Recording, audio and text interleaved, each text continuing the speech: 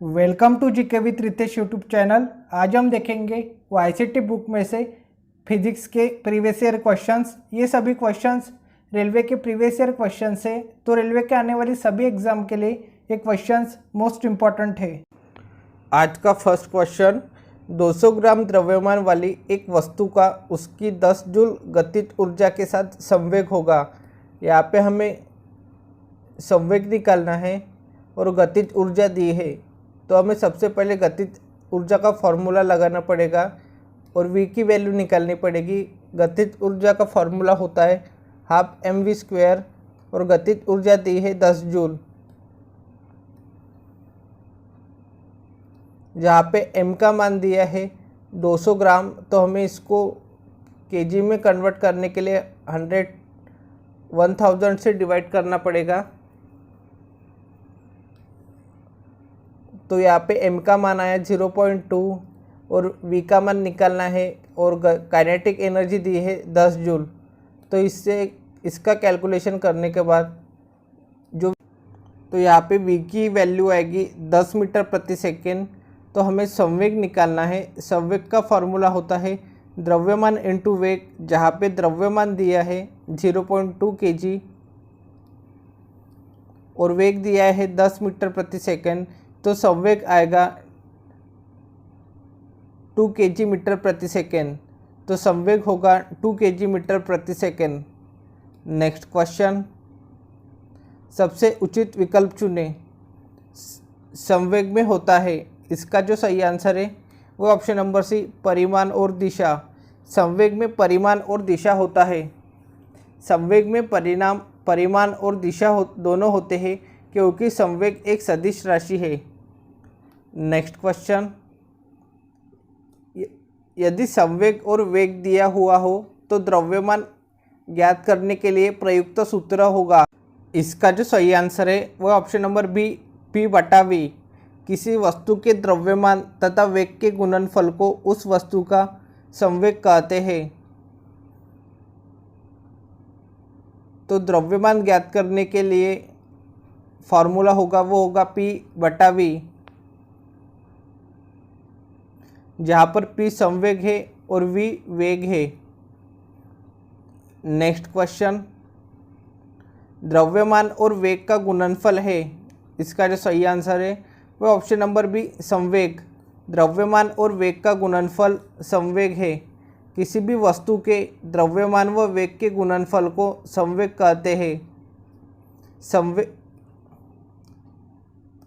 संवेग एक सदिश राशि है, क्योंकि इसमें परिमाण और दिशा दोनों होती है। संवेग एक संरक्षित राशि है, अर्थात किसी विमुक्त निकाय में कुल संवेग स्थिर रहता है। नेक्स्ट क्वेश्चन, यदि वेग को 2 गुना कर दिया जाए तो इसका जो सही आंसर है वही ऑप्शन नंबर है, संवेग 2 गुना और गतिज ऊर्जा 4 गुना बढ़ जाएगी। यदि वेग को 2 गुना कर दिया जाए तो संवेग 2 गुना और गतिज ऊर्जा 4 गुना बढ़ जाएगी। नेक्स्ट क्वेश्चन, 10 kg द्रव्यमान वाली एक वस्तु 2 मीटर प्रति सेकंड वेग के साथ गतिमान है। वस्तु में निहित संवेग है, तो संवेग निकालना है। तो संवेग का फॉर्मूला होता है द्रव्यमान इंटू वेग, जहाँ पे वेग दिया है 2 मीटर प्रति सेकंड और द्रव्यमान दिया है 10 kg। तो संवेग होगा 20 kg मीटर प्रति सेकंड। नेक्स्ट क्वेश्चन, एक हल्के और एक भारी पिंड की गतिज ऊर्जा समान है, इनमें से किसका संवेग अधिक होगा। इसका जो सही आंसर है वो ऑप्शन नंबर सी, भारी पिंड का। एक हल्के और एक भारी पिंड की गतिज ऊर्जा समान है, तो भारी पिंड का संवेग अधिक होगा। नेक्स्ट क्वेश्चन, किसी रॉकेट का उड़ान भरना द्वारा समझा जा सकता है। इसका जो सही आंसर है वो ऑप्शन नंबर बी, संवेग संरक्षण के नियम द्वारा। किसी रॉकेट का उड़ान भरना संवेग संरक्षण के नियम द्वारा समझा जा सकता है। रॉकेट का उड़ना संवेग संरक्षण के सिद्धांत पर आधारित है। इस नियम के अनुसार यदि कणों के किसी समूह या निकाय पर कोई बाह्य बल नहीं लग रहा हो तो उस निकाय का कुल संवेग नियत रहता है, अर्थात टक्कर के पहले और टक्कर के बाद संवेग बराबर होता है। नेक्स्ट क्वेश्चन, निम्न में से किस सिद्धांत के अनुसार कोई रॉकेट अंतरिक्ष में कार्य करता है? इसका जो सही आंसर है वो ऑप्शन नंबर ए संवेग संरक्षण का सिद्धांत। संवेग संरक्षण का सिद्धांत के अनुसार कोई रॉकेट अंतरिक्ष में कार्य करता है। रॉकेट एक प्रकार का वाहन है जिसके उड़ने का सिद्धांत संवेग संरक्षण के सिद्धांत पर आधारित है। न्यूटन के तीसरे सिद्धांत के अनुसार यदि किसी पृथक व्यवस्था में दो पिंड टकराए तो उस व्यवस्था का कुल संवेग टकराव के पहले अगर दोनों पिंडों में वेग u1 और u2 है तथा टकराव के बाद v1 और v2 है तब m1 u1 plus m2 u2 is equals to m1 v1 plus m2 v2 होगा। नेक्स्ट क्वेश्चन, एक शेल के विस्फोट के बाद कई टुकड़े अलग अलग दिशाओं में उड़ जाते हैं। इस स्थिति में क्या संरक्षित रहता है? इसका जो सही आंसर है वो ऑप्शन नंबर डी संवेग। एक शेल के विस्फोट के बाद कई टुकड़े अलग अलग दिशा में उड़ जाते हैं। इस स्थिति में संवेग संरक्षित रहता है। नेक्स्ट क्वेश्चन, 2 किलोग्राम की एक पिस्तौल से 150 मीटर प्रति सेकंड वेग के साथ एक 30 ग्राम की एक गोली क्षैतिज रूप से चलाई गई है। पिस्तौल का प्रतीक्षित वेग कितना है? तो यहाँ पे हमें पिस्तौल का प्रतीक्षित वेग निकालना है। तो पिस्तौल का संवेग इज इक्वल्स टू गोली का संवेग, वो होता है m1 v1 is equals to m2 v2। जहाँ पे m1 दिया है 2 kg, v1 निकालना है, m2 है यहाँ पे m2 ग्राम में दिया है तो हमें इसको किलोग्राम में कन्वर्ट करना पड़ेगा। और v2 दिया है 150,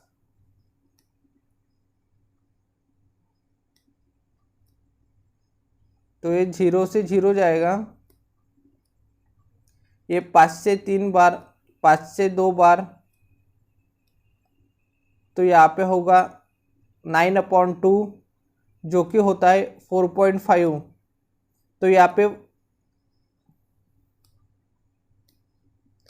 यहाँ पे कैलकुलेशन करने के बाद जो v1 की वैल्यू आएगी वो आएगी 2.2 मीटर प्रति सेकेंड, जो कि माइनस में होगा।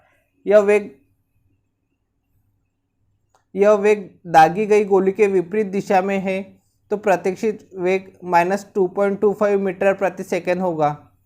तो इसका जो सही आंसर है वो -2.25 मीटर प्रति सेकेंड। नेक्स्ट क्वेश्चन, 0.01 किलोग्राम द्रव्यमान की एक बंदूक की गोली को 5.0 किलोग्राम वजन की बंदूक से दागा जाता है। यदि गोली की प्रारंभिक चाल 250 मीटर प्रति सेकेंड है तो बंदूक के प्रतिक्षेप की चाल कितनी होगी? तो फॉर्मूला है m1 v1 plus m2 v2 is equals to 0। तो m1 v1 is equals to, ये वैल्यू इधर जाएगी तो माइनस में हो जाएगी, वो होगी -m2 v2। जहाँ पे m1 का मान दिया है 5, v1 निकालना है, m2 का मान दिया है 0.01 और v2 दिया है 250। तो ये 5 है, ये अपॉन में चला जाएगा। तो इसका कैलकुलेशन करने के बाद जो v1 की वैल्यू आएगी वो आएगी -0.50 मीटर प्रति सेकेंड। तो इसका जो सही आंसर होगा वो होगा ऑप्शन नंबर ए -0.50 मीटर प्रति सेकेंड। नेक्स्ट क्वेश्चन, एक 2 kg की गेंद 5 मीटर प्रति सेकेंड के वेग से चलती हुई किसी स्थिर 4 kg वाली गेंद से टकराती है। टक्कर के बाद दोनों गेंदों का वेग क्या होगा? इसका जो सही आंसर है वो ऑप्शन नंबर सी 1.66 और 3.33। नेक्स्ट क्वेश्चन, 3 kg की एक पिस्तौल से 150 मीटर प्रति सेकेंड वेग से 20 ग्राम की एक गोली क्षैतिज रूप से चलाई गई है। पिस्तौल का प्रतिघाती वेग कितना है। यहाँ पर हमें पिस्तौल का प्रतिघाती वेग निकालना है। तो फार्मूला है m/v is equals to -m/v। तो यहाँ पे हमें v की वैल्यू निकालनी है। तो v की वैल्यू निकालने के लिए फार्मूला यूज होगा mv/m, जहाँ पर m का मान दिया है 0.02 kg और v दिया है 150 मीटर प्रति सेकेंड और m है 3 kg। तो यहाँ पे v की वैल्यू आएगी, वो आएगी 1 मीटर प्रति सेकेंड, जो कि माइनस में होगी। तो पिस्तौल का प्रतिघाती वेग होगा 1 मीटर प्रति सेकेंड। तो इसका जो सही आंसर है वो है ऑप्शन नंबर बी, -1.0 मीटर प्रति सेकेंड। नेक्स्ट क्वेश्चन, 10 मीटर प्रति सेकेंड से गतिमान एक 2000 kg का ट्रक ट्रैफिक लाइट पर खड़ी एक कार से टकराता है।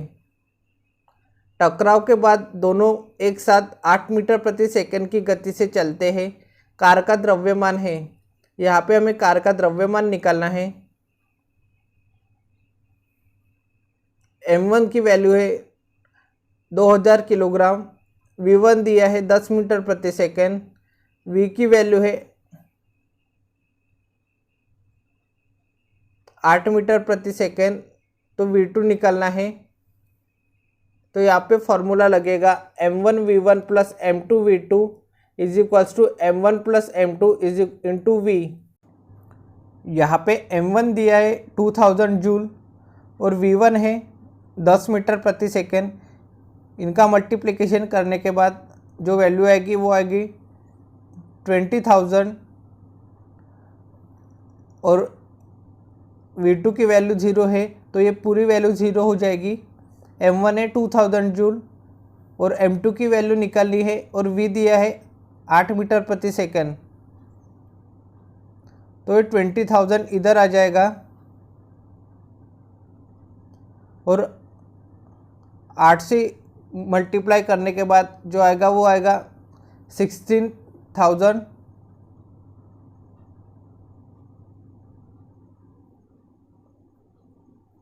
और 8m2 यहाँ पे आएगा। तो इनका कैलकुलेशन करने के बाद जो आंसर आएगा वो आएगा, m2 की वैल्यू आएगी 500 kg।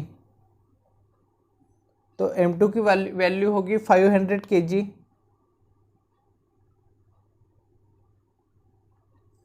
तो कार का द्रव्यमान होगा 500 kg। नेक्स्ट क्वेश्चन, 3 kg की पिस्तौल से 150 मीटर प्रति सेकेंड वेग के साथ एक 30 ग्राम की गोली क्षैतिज रूप से चलाई गई। पिस्तौल का प्रतिघाती वेग कितना है। तो यहाँ पे फॉर्मूला लगेगा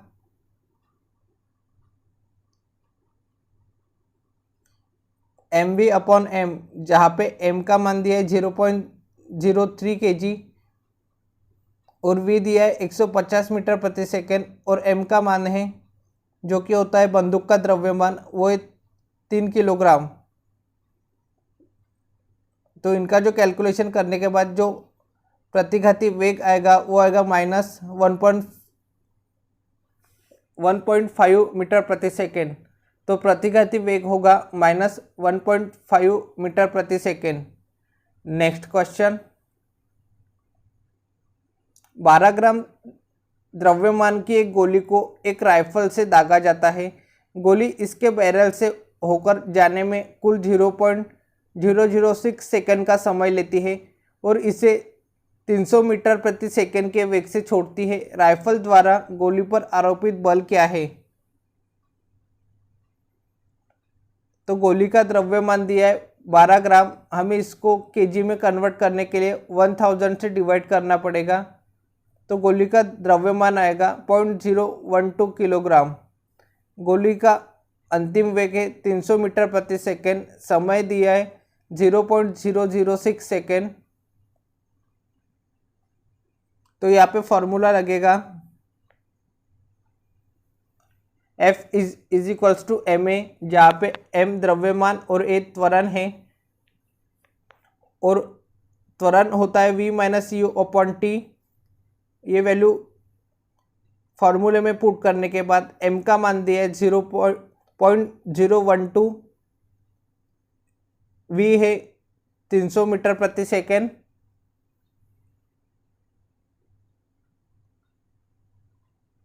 और u का मान दिया है 0, और टाइम दिया है 0.006 सेकेंड।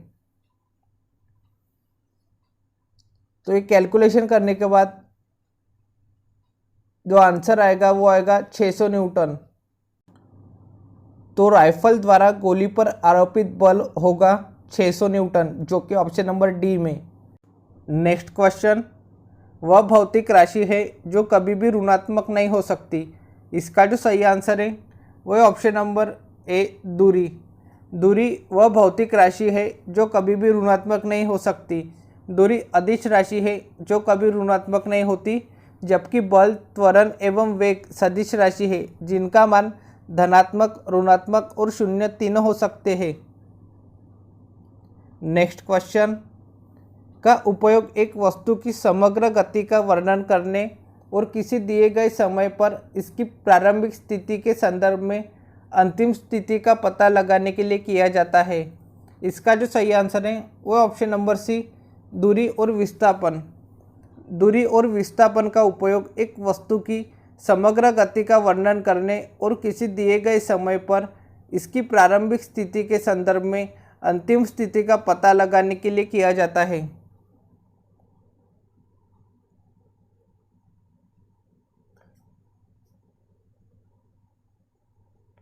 जब कोई वस्तु एक बिंदु P से दूसरे बिंदु Q तक किसी भी पथ से होते हुए गति करती है तो इसके विस्थापन का परिमाण उन दो बिंदुओं के मध्य की निम्नतम दूरी होगी। दूरी और विस्थापन का उपयोग एक वस्तु की समग्र गति का वर्णन करने और किसी दिए गए समय पर इसकी प्रारंभिक स्थिति के संदर्भ में अंतिम स्थिति का पता लगाने के लिए किया जाता है। नेक्स्ट क्वेश्चन, एक सदिश राशि में परिमाण और दिशा दोनों होते हैं, जबकि अदिश राशि में केवल परिमाण होता है और दिशा नहीं होती। निम्न में से कौन एक सदिश राशि है? इसका जो सही आंसर है वो है ऑप्शन नंबर सी, विस्थापन। विस्थापन एक सदिश राशि है।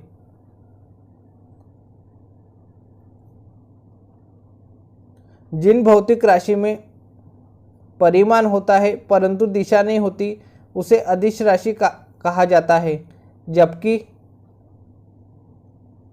जिनमें परिमाण व दिशा दोनों होती है सदिश राशि कहलाती है। विस्थापन एक सदिश राशि है, जबकि कार्य, ऊर्जा, गति आदि अदिश राशियाँ है। नेक्स्ट क्वेश्चन, वेग और समय का गुणनफल प्रदान करता है। इसका जो सही आंसर है वो ऑप्शन नंबर बी, विस्थापन। वेग और समय का गुणनफल विस्थापन प्रदान करता है। वेग तथा समय के गुणनफल को विस्थापन कहा जाता है। एक निश्चित दिशा में दो बिंदुओं के बीच किसी वस्तु द्वारा तय की गई लंबवत दूरी को विस्थापन कहते हैं। यह एक सदिश राशि है। इसका एसआई मात्रक मीटर होता है। नेक्स्ट क्वेश्चन, यदि किसी वस्तु द्वारा तय की गई दूरी 0 है तो वस्तु का विस्थापन कितना होगा? इसका जो सही आंसर है वो है ऑप्शन नंबर बी, 0। यदि किसी वस्तु द्वारा तय की गई दूरी 0 है तो वस्तु का विस्थापन भी 0 होगा। किसी वस्तु का विस्थापन वस्तु की अंतिम स्थिति तथा प्रारंभिक स्थिति के बीच की न्यूनतम दूरी होती है। चूँकि वस्तु द्वारा तय की गई दूरी 0 है, इसलिए वस्तु की अंतिम स्थिति तथा प्रारंभिक स्थिति के बीच की न्यूनतम दूरी भी 0 होगी, अतः वस्तु का कुल विस्थापन भी 0 होगा। नेक्स्ट क्वेश्चन, एक वस्तु को ऊपर की ओर फेंका जाता है। यह 100 मीटर की ऊंचाई तक जाती है और फिर फेंकने वाले के पास वापस आ जाती है। तो वह इसका जो सही आंसर है वह ऑप्शन नंबर डी, तो वस्तु का वास्तविक विस्थापन 0 है। जब कोई वस्तु एक बिंदु P से दूसरे बिंदु Q तक किसी भी पथ से होते हुए गति करती है तो इस विस्थापन का परिमाण उन दो बिंदुओं के मध्य की न्यूनतम दूरी होगी। विस्थापन एक सदिश राशि है। जब एक वस्तु को ऊपर की ओर फेंका जाता है, यह 100 मीटर की ऊंचाई तक जाती है और फिर फेंकने वाले के पास वापस आ जाती है, तो वस्तु का वास्तविक विस्थापन 0 है। नेक्स्ट क्वेश्चन, जब एक पर्यवेक्षक के सापेक्ष समय के साथ वस्तु की स्थिति लगातार बदलती जा रही है तो इसका जो सही आंसर है वो होगा ऑप्शन नंबर बी। कहा जाता है कि वह गतिशील है। जब एक पर्यवेक्षक के सापेक्ष समय के साथ वस्तु की स्थिति लगातार बदलती जा रही है तो कहा जा सकता है कि वह वस्तु गतिशील है। उदाहरण स्वरूप, यदि हम नाव पर बैठकर किसी नदी को पार कर रहे हैं तो हम नाव के सापेक्ष विरामावस्था में हैं, क्योंकि नाव के सापेक्ष समय के साथ साथ हमारी स्थिति में कोई परिवर्तन नहीं हुआ। परंतु जब हम नदी के किनारे को देखते हैं तो हम कह सकते हैं कि हम गति की अवस्था में हैं, क्योंकि नदी के किनारे के सापेक्ष समय के साथ हमारी स्थिति बदलती रहती है।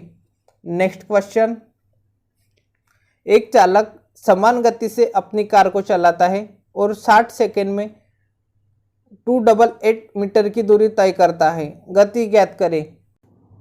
तो यहाँ पे हमें गति निकालनी है, तो फॉर्मूला लगेगा चाल = दूरी बटा समय।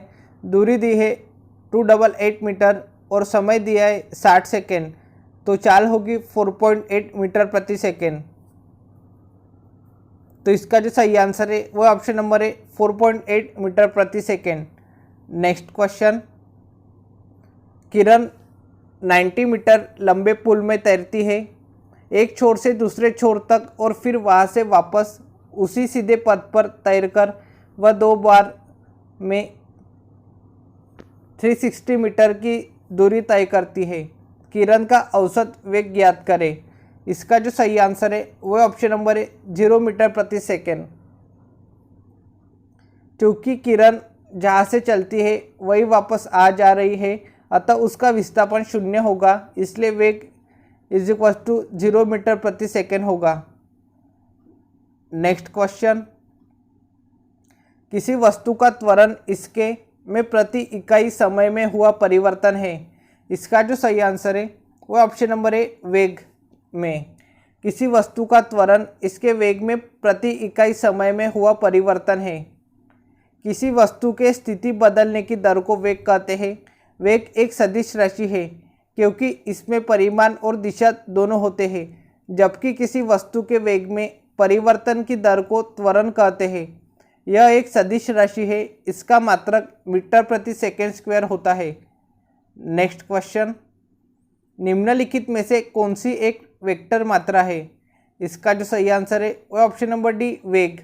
वेग एक वेक्टर मात्रा है। सदिश राशियाँ वे राशियाँ जिनमें परिमाण के साथ साथ दिशा भी होती है सदिश राशियाँ कहलाती है, जैसे विस्थापन, वेग, त्वरण, बल, भार, आवेग, विद्युत संवेग आदि। अदिश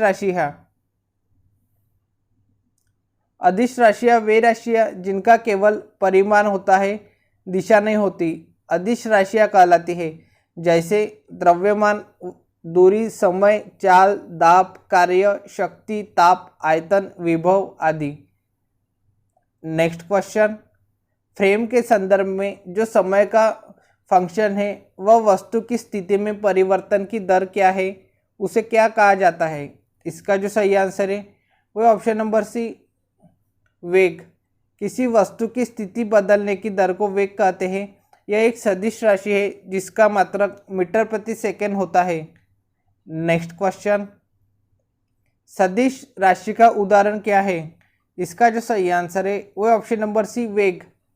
वेग सदिश राशि का उदाहरण है। ऐसी राशि जिसे व्यक्त करने के लिए परिमाण तथा दिशा दोनों की आवश्यकता होती है सदिश राशि कहते हैं, जैसे वेग, विस्थापन, त्वरण आदि। जबकि द्रव्यमान, ताप, लंबाई, चाल एक अदिश राशि है। नेक्स्ट क्वेश्चन, समय के साथ किसी वस्तु का वेग दिखाने वाले ग्राफ को कहा जाता है। इसका जो सही आंसर है वो ऑप्शन नंबर ए, वेग समय ग्राफ। समय के साथ किसी वस्तु का वेग दिखाने वाले ग्राफ को वेग समय ग्राफ कहा जाता है। नेक्स्ट क्वेश्चन, औसत चाल और औसत वेग वस्तु की गति दर्शाता है। इसका जो सही आंसर है वो ऑप्शन नंबर डी, दिए गए अंतराल के दौरान। औसत चाल और औसत वेग वस्तु की गति दर्शाता है दिए गए अंतराल के दौरान। चाल होता है जब कोई वस्तु एकांक समय में जितनी दूरी तय करती है वह उस वस्तु की चाल कहलाती है। चाल होता है दूरी बटा समय। वेग, कोई वस्तु एकांक समय अंतराल में जितनी विस्थापित होती है उसे उस वस्तु का वेग कहते हैं, अर्थात वेग होता है विस्थापन अपन समय अंतराल। अतः चाल और वेग की परिभाषा से स्पष्ट है कि औसत चाल और औसत वेग दिए गए समय अंतराल के दौरान उस वस्तु की गति दर्शाते हैं। नेक्स्ट क्वेश्चन, एक भीड़भाड़ वाली सड़क पर एक बस की गति का एक उदाहरण है। इसका जो सही आंसर है वो ऑप्शन नंबर ए, असमान। एक भीड़भाड़ वाली सड़क पर एक बस की गति असमान गति का एक उदाहरण है। असमान गति में वेग समय के साथ साथ परिवर्तित होता है। इसका मान विभिन्न समय बिंदुओं पर भिन्न भिन्न होता है। नेक्स्ट क्वेश्चन, चाल, दूरी और समय का सही संबंध है। इसका जो सही आंसर है वो ऑप्शन नंबर डी, चाल इज इक्वल टू दूरी बटा समय होता है। चाल किसी वस्तु द्वारा प्रति सेकंड में चली गई दूरी को चाल कहते हैं, अर्थात चाल होती है दूरी बटा समय। यह एक अदिश राशि है। इसका एसआई मात्रक मीटर प्रति सेकंड है। नेक्स्ट क्वेश्चन, तात्कालिक वेग और औसत वेग तब बराबर होते हैं जब वस्तु, इसका जो सही आंसर है वो ऑप्शन नंबर डी में शून्य त्वरण हो। तात्कालिक वेग और औसत वेग तब बराबर होते हैं जब वस्तु में शून्य त्वरण हो। किसी वस्तु के वेग में परिवर्तन की दर को त्वरण कहते हैं। इसका मात्रक मीटर प्रति सेकेंड स्क्वायर होता है। यह एक सदिश राशि है। नेक्स्ट क्वेश्चन, विस्थापन के परिवर्तन दर को कहा जाता है। इसका जो सही आंसर है वह ऑप्शन नंबर डी, वेग। विस्थापन के परिवर्तन दर को वेग कहा जाता है। इसका एसआई मात्रक मीटर प्रति सेकेंड होता है। यह एक सदिश राशि है। नेक्स्ट क्वेश्चन, विस्थापन की परिवर्तन दर को कहा जाता है। इसका जो सही आंसर है वह ऑप्शन नंबर बी, वेग। विस्थापन की परिवर्तन दर को वेग कहा जाता है। नेक्स्ट क्वेश्चन, यदि कोई वस्तु समान समय अंतराल में असमान दूरी तय करती है तो इसे में कहा जाता है। इसका जो सही आंसर है वह ऑप्शन नंबर ए, असमान गति। यदि कोई वस्तु समान समय अंतराल में असमान दूरी तय करती है तो इसे असमान गति में कहा जाता है। जब कोई वस्तु समान समय अंतराल में समान दूरी तय नहीं करती तो इस गति को असमान गति कहा जाता है। असमान गति का दूरी समय ग्राफ एक वक्र रेखा में होता है। नेक्स्ट क्वेश्चन, विस्थापन के परिवर्तन की दर को क्या कहते हैं। इसका जो सही आंसर है वह ऑप्शन नंबर डी, वेग। विस्थापन के परिवर्तन की दर को वेग कहते हैं। किसी वस्तु के विस्थापन की दर को या एक निश्चित दिशा में प्रति सेकंड वस्तु द्वारा तय किए गए विस्थापन को वेग कहते हैं। वेग एक सदिश राशि है। इसका एसआई मात्रक मीटर प्रति सेकंड है। नेक्स्ट क्वेश्चन, किसी निर्दिष्ट दिशा में किसी वस्तु की गति को कहा जाता है। इसका जो सही आंसर है वह ऑप्शन नंबर सी, वेग। किसी निर्दिष्ट दिशा में किसी वस्तु की गति को वेग कहा जाता है जब कोई वस्तु इकाई समय में किसी निश्चित दिशा में जितनी दूरी तय करती है उसे उस वस्तु का वेग कहते हैं। वेग एक सदिश राशि है जिसका मात्रक मीटर प्रति सेकंड होता है। वेग धनात्मक, ऋणात्मक अथवा शून्य हो सकता है। नेक्स्ट क्वेश्चन, निम्न में से कौन सी मात्रा चाल के साथ इसकी गति निर्दिष्ट करती है। इसका जो सही आंसर है वह ऑप्शन नंबर सी, वेग। वेग चाल के साथ इसकी गति निर्दिष्ट करती है। गतिशील वस्तु के विस्थापन की दर अर्थात एक सेकेंड में हुए विस्थापन को वस्तु का वेग कहते हैं। वेग एक सदिश राशि है, इसका एसआई मात्रक मीटर प्रति सेकेंड होता है। नेक्स्ट क्वेश्चन, एक निश्चित दिशा में बढ़ रही वस्तु की गति को वैज्ञानिक शब्दावली में किस पद के रूप में जाना जाता है? इसका जो सही आंसर है वो ऑप्शन नंबर है वेग। वेग के रूप में जाना जाता है। किसी निश्चित दिशा में बढ़ रही वस्तु की गति को वैज्ञानिक शब्दावली में वेग कहा जाता है। यह एक सदिश राशि है जो विस्थापन पर निर्भर करती है, जबकि चाल एक अदिश राशि है जो दूरी पर निर्भर करती है। वेग का मात्रक मीटर प्रति सेकंड होता है। नेक्स्ट क्वेश्चन,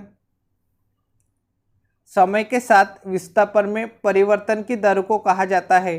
इसका जो सही आंसर है वो ऑप्शन नंबर सी वेग। समय के साथ विस्थापन में परिवर्तन की दर को वेग कहा जाता है। किसी वस्तु द्वारा एकांक समय में निश्चित दिशा में तय किए गए विस्थापन को उसका वेग कहते हैं। वेग सदिश राशि है, इसका एसआई मात्रक मीटर प्रति सेकंड है। नेक्स्ट क्वेश्चन, किस कोण से फेंके जाने पर कोई वस्तु सर्वाधिक दूरी तक प्रक्षेपित होती है? इसका जो सही आंसर है वो ऑप्शन नंबर डी 45 डिग्री। जब किसी वस्तु को प्रक्षेप पथ पर 45 डिग्री पर प्रक्षेपित किया जाता है तो वह अधिकतम दूरी तय करता है। नेक्स्ट क्वेश्चन, किसी प्रक्षेप का प्रक्षेप वक्र होता है। इसका जो सही आंसर है वो ऑप्शन नंबर बी परवलय। किसी प्रक्षेप का प्रक्षेप वक्र परवलय होता है। प्रक्षेप गति का वह रूप है जिसके द्वारा किसी कण या वस्तु को पृथ्वी की सतह के निकट क्षैतिज से किसी कोण पर प्रक्षेपित किया जाता है। प्रक्षेप्य के पथ को प्रक्षेप्य वक्र कहा जाता है। प्रक्षेप्य पथ परवलयाकार होता है। नेक्स्ट क्वेश्चन, वेग में परिवर्तन बटा लगने वाला समय होता है। इसका जो सही आंसर है वो ऑप्शन नंबर सी त्वरण। वेग में परिवर्तन अपन लगने वाला समय त्वरण होता है। किसी पिंड के वेग में परिवर्तन की दर को त्वरण कहते हैं। यह एक सदिश राशि है, इसका मात्रक मीटर प्रति वर्ग सेकेंड अर्थात मीटर प्रति सेकेंड स्क्वायर होता है। त्वरण होता है वेग में परिवर्तन अपन समय। नेक्स्ट क्वेश्चन, यदि 5 सेकेंड में किसी कार का वेग 5 मीटर प्रति सेकेंड से बढ़कर 10 मीटर प्रति सेकेंड हो जाए तो उसका त्वरण कितना है? यहाँ पे हमें त्वरण निकालना है। त्वरण का फॉर्मूला होता है अंतिम वेग माइनस प्रारंभिक वेग अपॉन समय। यहाँ पे अंतिम वेग दिया है 10 मीटर प्रति सेकेंड, प्रारंभिक वेग दिया है 5 मीटर प्रति सेकेंड और समय दिया है 5 सेकेंड। तो इसका जो कैलकुलेशन करेंगे तो आंसर आएगा 1 मीटर प्रति सेकेंड स्क्वायर। तो त्वरण होगा 1 मीटर प्रति second square. Next question, m1 kilogram द्रव्यमान वाले एक लकड़ी के तख्ते पर 5 न्यूटन का बल लगाने पर यह 10 मीटर प्रति सेकेंड स्क्वायर के त्वरण से आगे बढ़ता है। m2 किलोग्राम द्रव्यमान वाला एक अन्य तख्ता समान बल लागू होने पर 20 मीटर प्रति सेकेंड स्क्वायर के त्वरण से आगे बढ़ता है। यदि दोनों तख्तों को एक दूसरे के साथ बांध दिया जाए और उन पर समान बल लगाया जाए तो त्वरण कितना होगा? तो हमें यहाँ पे त्वरण निकालना है। तो यहाँ पे सबसे पहले m is equals to force is equals to m into एक फार्मूले का यूज़ होगा जहाँ पे बल दिया है 5 न्यूटन, बल है 5 न्यूटन, m1 की वैल्यू निकालनी है और त्वरण दिया है 10 मीटर प्रति सेकेंड। तो यहाँ से m1 की वैल्यू आएगी 1/2 किलोग्राम। अब m2 की वैल्यू निकालने के लिए वही फार्मूला यूज़ होगा जो है force is equals to m में। फोर्स दिया है 5 न्यूटन, m2 की वैल्यू निकालनी है, त्वरण दिया है 20, तो m2 की वैल्यू आएगी 1/4 किलोग्राम।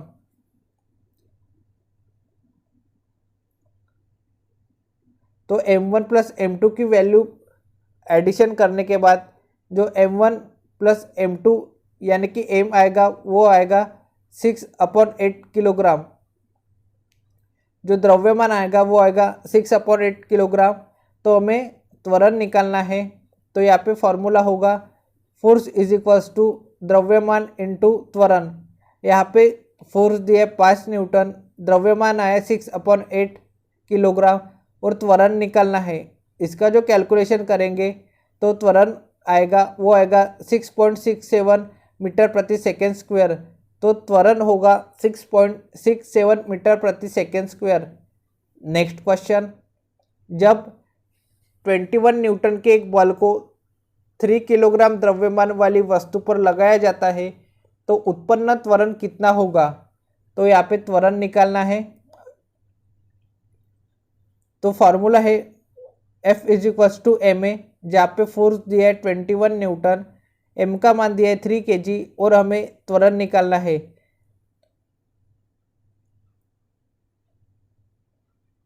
तो a की वैल्यू आएगी जो कि त्वरण वो आएगा 7 मीटर प्रति सेकेंड स्क्वायर। तो त्वरण होगा 7 मीटर प्रति सेकेंड स्क्वायर। नेक्स्ट क्वेश्चन, ये आज का लास्ट क्वेश्चन है। वेग में परिवर्तन की दर को क्या कहा जाता है। इसका जो सही आंसर है वो ऑप्शन नंबर बी, त्वरण। वेग में परिवर्तन की दर को त्वरण कहा जाता है। किसी वस्तु के वेग में परिवर्तन की दर को त्वरण कहते हैं। त्वरण एक सदिश राशि है जिसका मात्रक मीटर प्रति सेकेंड स्क्वायर होता है। आज के लिए इतना ही, मिलते हैं नेक्स्ट वीडियो में। Thank you for watching.